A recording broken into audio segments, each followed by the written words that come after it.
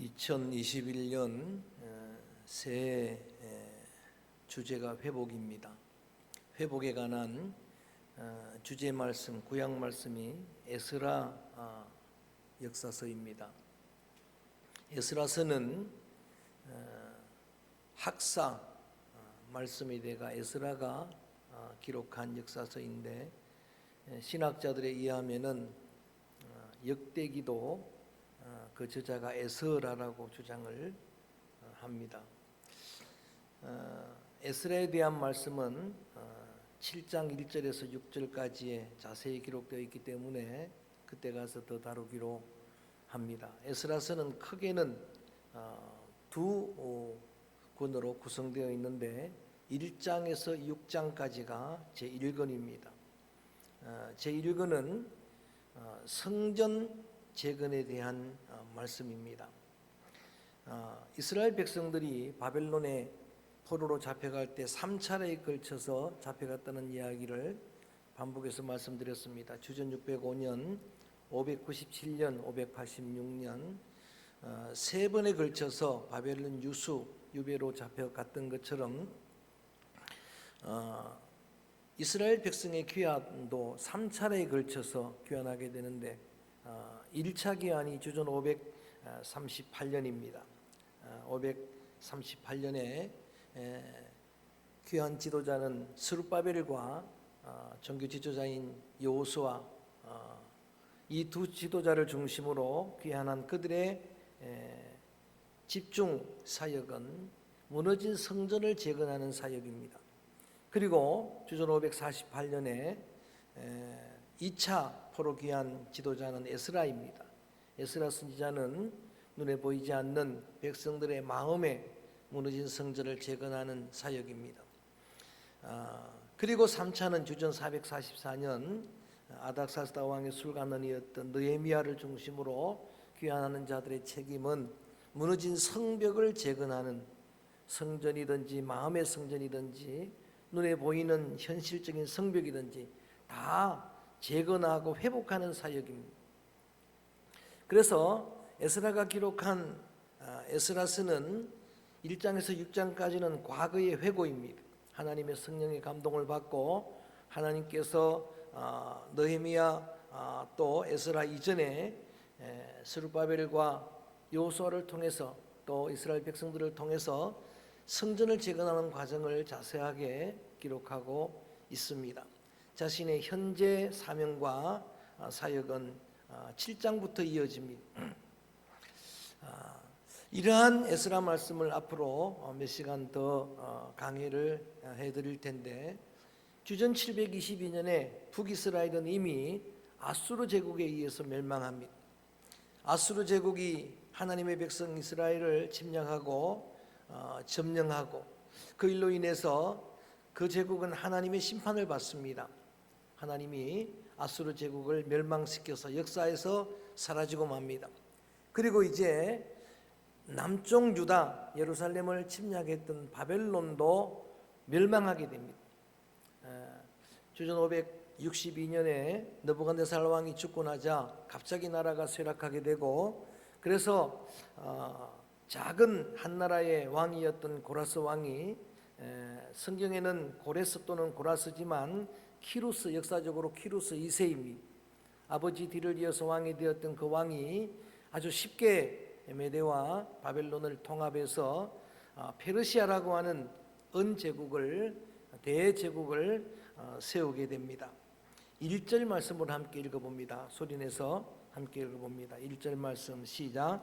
바사왕 고라스 원년에 여호와께서 예레미야 입을 통하여 하신 말씀을 이루게 하시려고 바사왕 고레스의 마음을 감동시키시며 그가 온 나라에 공포도 하고 조서도 내려 이르되, 오늘은 우리가 주목해야 될 한 사람이 바로 에스라도 느헤미야도 아니고 페르시아, 이제 대제국을 이룬 이방 제국의 왕인 고레스 왕입니다.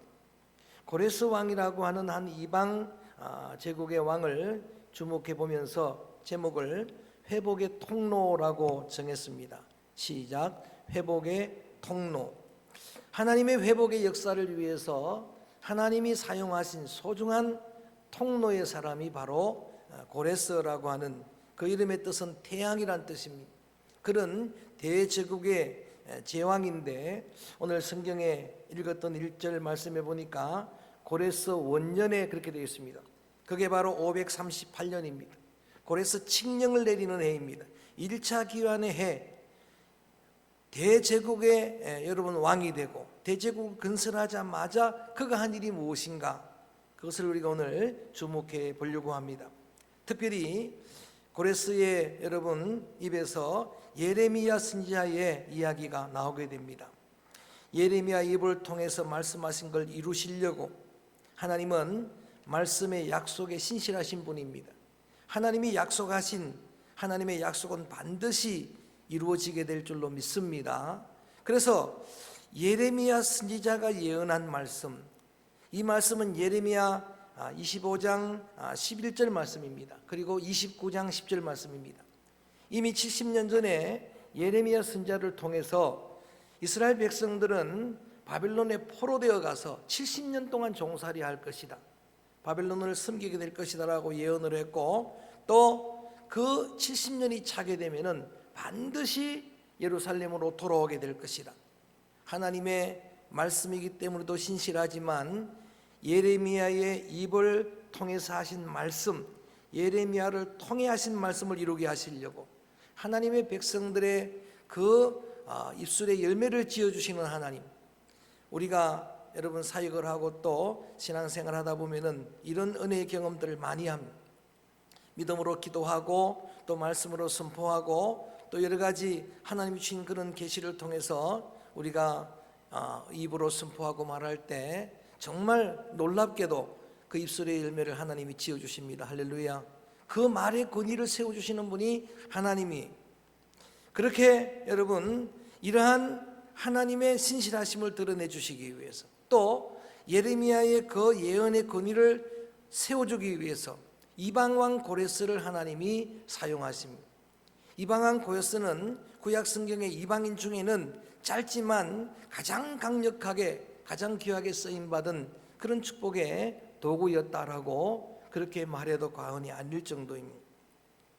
이사야서 말씀, 이미 이 고레스가 등장하기 200여 년 전에 41장에 보면은 이 고레스의 등장을 예언하고 그를 이방 왕인에도 불구하고 하나님의 목자라고 말할 정도입니다. 이방인 중에서는 그리스도의 그림자로 장차 오실 메시아가 하실 사역의 어떤 그런 여러분 모형으로 그렇게 쓰임받은 사람이 바로 오늘 주인공으로 함께 묵상하고 있는, 주목하고 있는 고레스 왕이라고 하는 그런 의미입니다.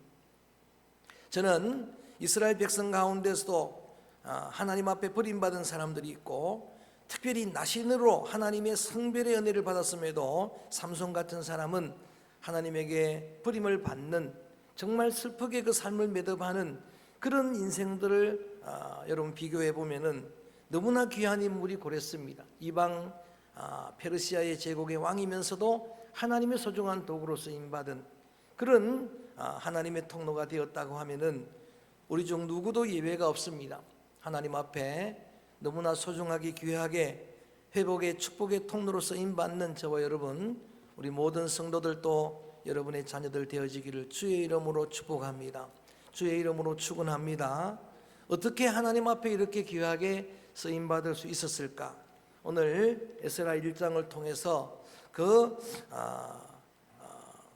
하나님 앞에 쓰임받은 고레스의 그런 영성이라든지 그런 믿음이라든지 이것을 그의 또 하나님 앞에 쓰임받을 만한 그런 그릇됨을 살펴보려고 하는데, 조금 전에 1절 읽은 말씀에 보면은 고레스의 마음을 감동시켰다라는 표현이 있습니다.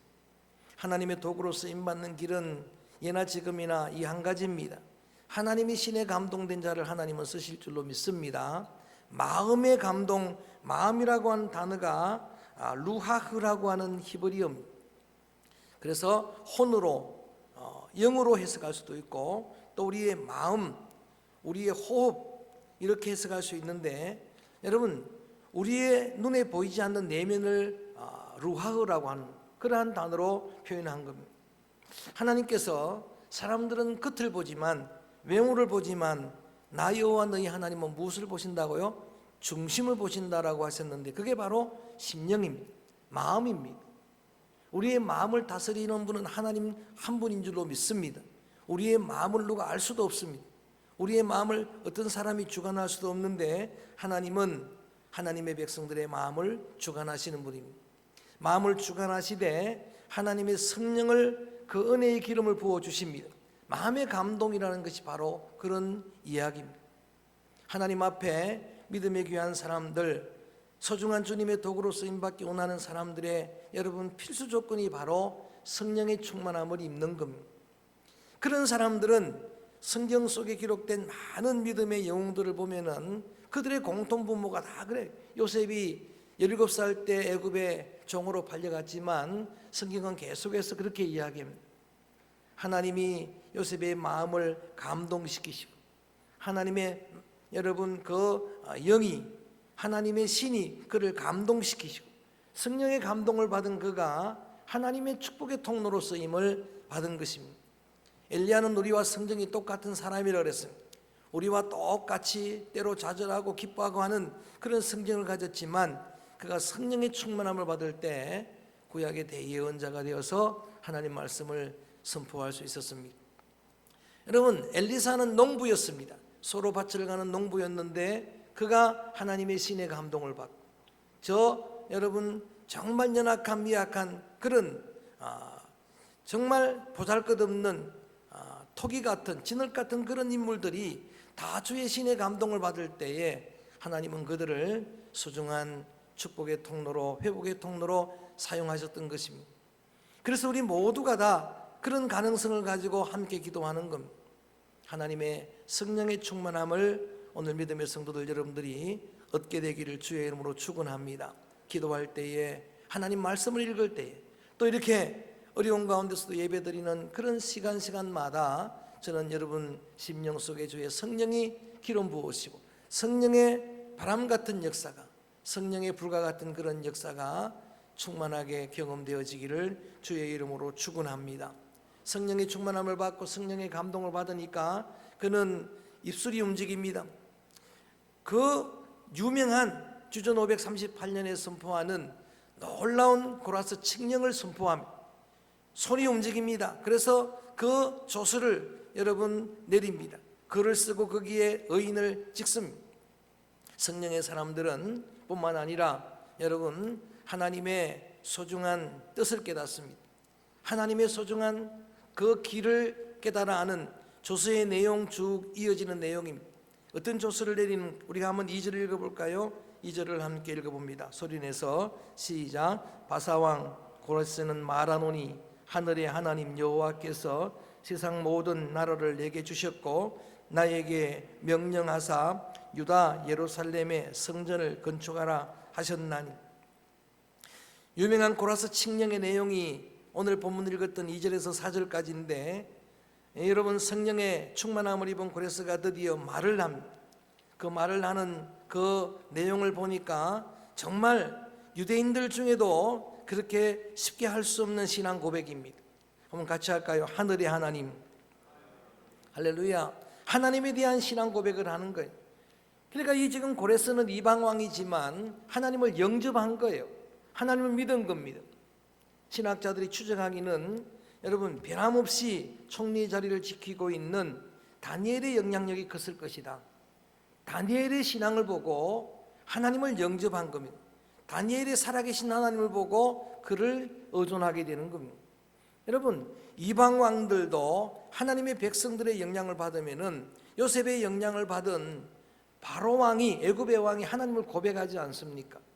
다니엘의 영향을 받은 느부갓네살 왕이 하나님은 하늘의 하나님이다, 하나님은 참 하나님이시다라고 하는 신앙 고백을 하게 되는 겁니다.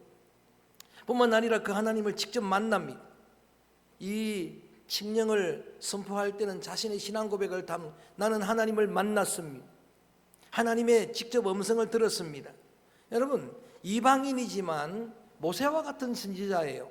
하나님의 임재를 경험하고 그분의 음성을 들었던 모세와 똑같이 하나님을 만나게 되고 성령의 충만함을 받으니까 하나님의 음성을 듣습니다. 하나님의 소중한 뜻을 깨닫게 되는 겁니다. 여러분, 대페르시아의 제왕인데 그 이름이 하늘이라는 뜻인데 그는 하나님을 만나고 보니까 진짜 여러분 하늘은 하나님이십니다.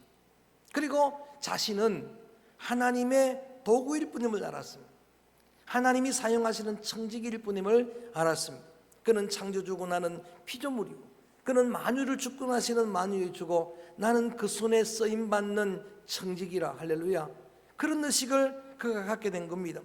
여호와께서 세상 모든 나라를 내게 주셨고 나라를 주신 분도 하나님이고 건강을 주신 분도 하나님이고 믿습니까? 믿음을 주신 분도 하나님이고 철저한 청지기 의식을 가지게 되는 그에게 하나님이 소중한 사명을 깨우쳐 주셨습니다. 소명과 사명을 갖게 된 겁니다. 그 사명이 놀랍게도 이방 고라스 왕이지만 예루살렘 성전을 건축하라고 하는, 재건하라고 하는 소중한 사명입니다. 영적인 사명을 갖게 되는 겁니다.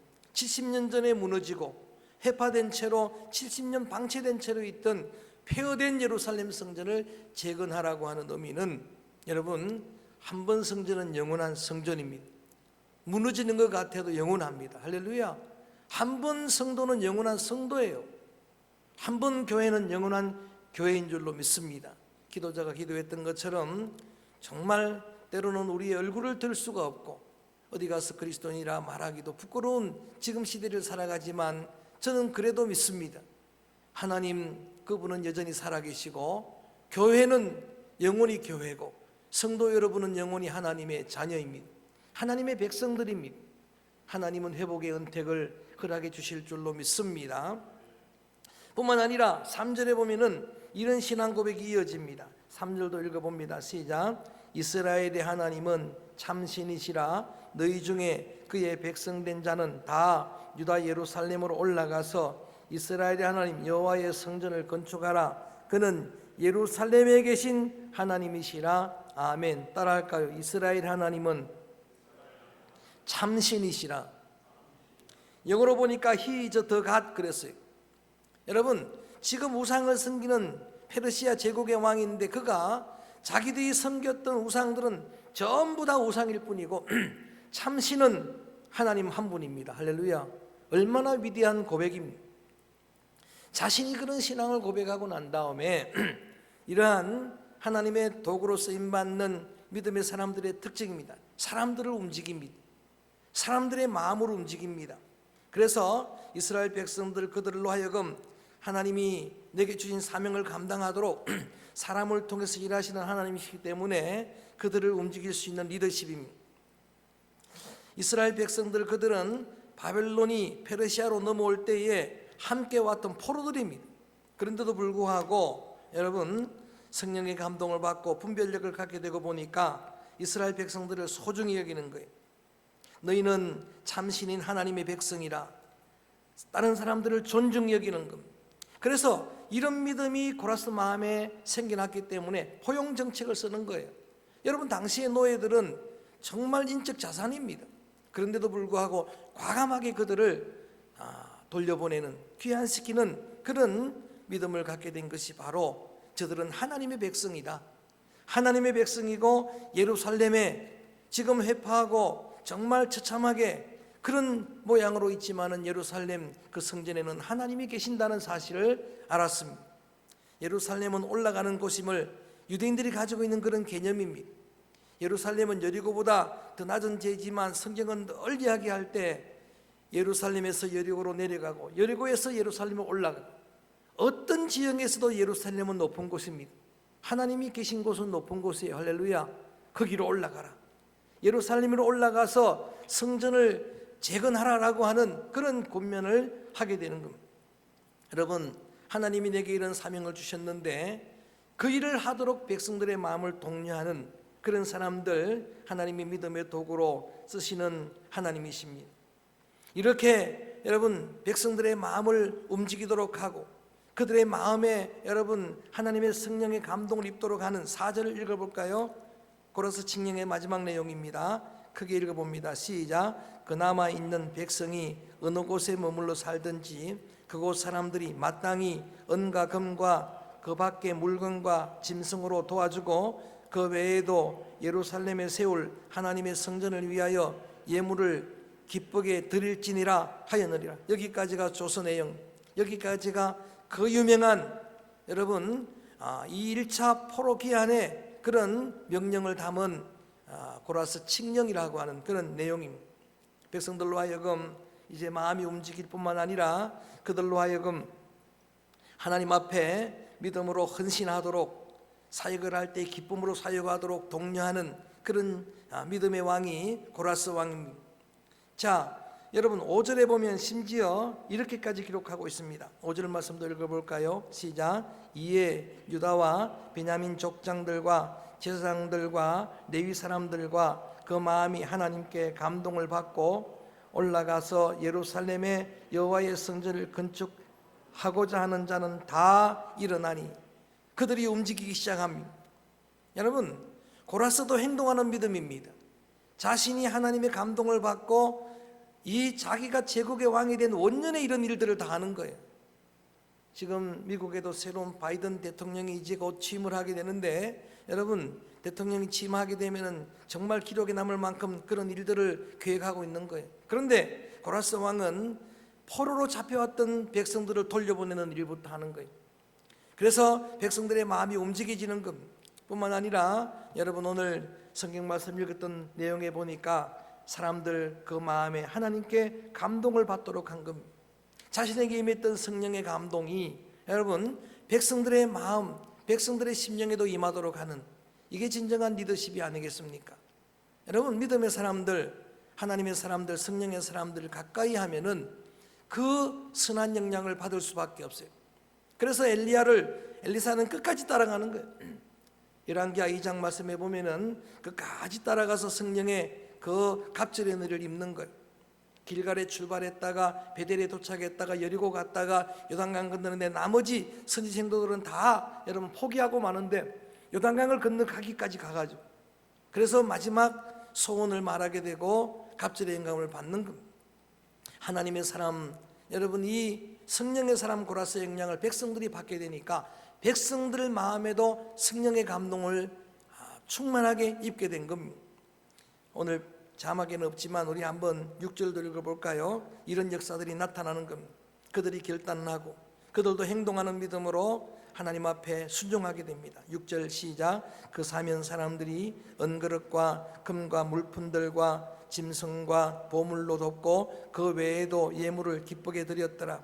정말 그 권면한 이야기대로 자기들이 가지고 있는 그 예물들을 기쁘게 드리는 그런 역사가 나타났던 겁니다.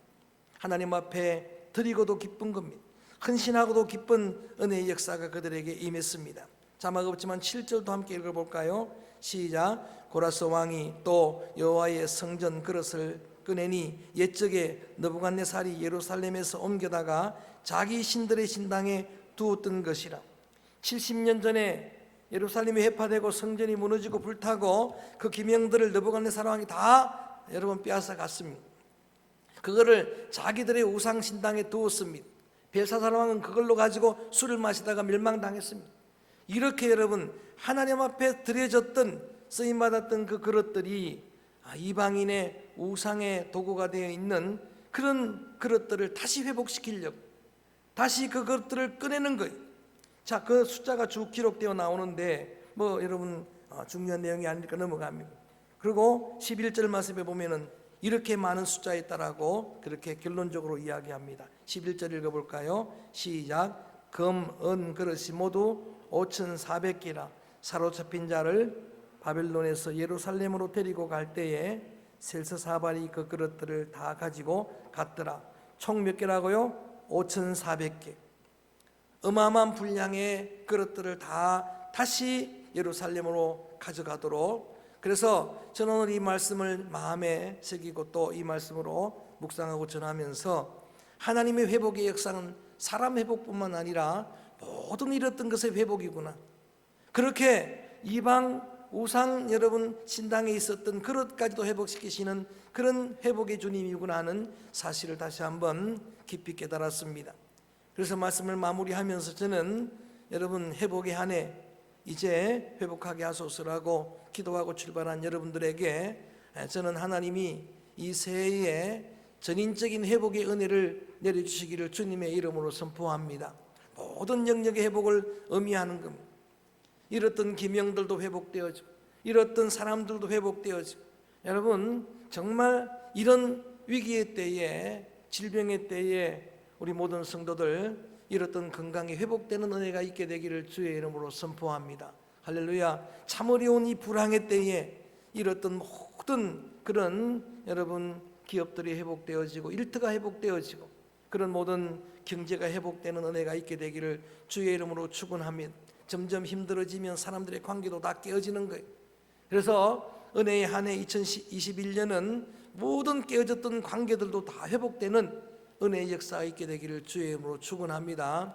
그보다 더 중요한 우리의 기도 제목이고 우선순위였던 예배의 회복, 여러분 정말 기도자의 간절한 기도대로 은혜롭게 감동적으로 정말 함께 모여서 하나님을 기뻐할 수 있는 그런 이전의 은혜의 예배 회복의 역사가 속히 임하게 되기를 주의 이름으로 축원합니다.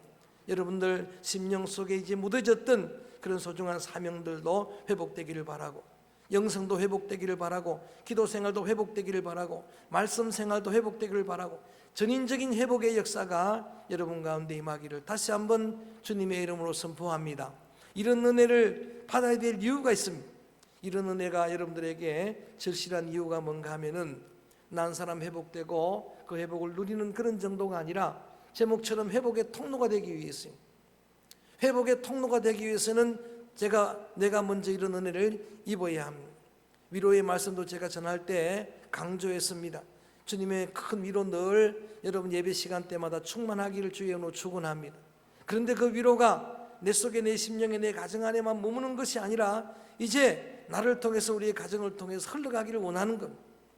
그 성전 문지막에서 나온 물이 점점 흘러갔던 것처럼, 그 지경이 넓혀갔던 것처럼, 그 영향력이 점점 넓혀갔던 것처럼 저는 저와 여러분 우리를 통해서 2021년 새해 안에 많은 분들이 위로받기를 축복합니다. 내가 받은 이 소중한 회복의 은혜, 내가 받게 될 소중한 회복의 은혜가 이제는 흘러가게 되기를 원하는 겁니다. 그 물이 닿는 곳마다 회복되는 그런 은혜의 역사, 여러분 발길이 닿는 곳마다, 여러분 기도가 닿는 곳마다 하나님 앞에 기도하는 여러분의 기도대로 회복되는 그런 은혜의 역사가 함께 하게 될 줄로 믿습니다. 그러기 위해서 우리가 잠깐 함께 묵상한 이 고라스를 집에 돌아가서도 또 읽어보고 묵상하시고, 이방 저 바사, 성경의 바사고 여러분 페르시아입니다. 대제국의 왕인 이방인 그가 이렇게 귀하게 쓰임받는 하나님의 통로가 되었는데, 쓰임받는 가장 소중한 주님의 그릇 때문에 여러분 그러한 소중한 방편이 바로 하나님의 성령의 충만함을 잇는 것이다. 우리의 마음이 주의 신에 감동되는 것입니다. 그래서 늘 기도 제목으로 삼고 기도하기 바랍니다. 여러분 중보기도할 때도 많은 기도 제목이 있지만은 빼놓지 말고 기도할 기도의 제목이 있는 게, 그게 바로 여러분 자녀를 위한, 성도를 위한 중보기도입니다.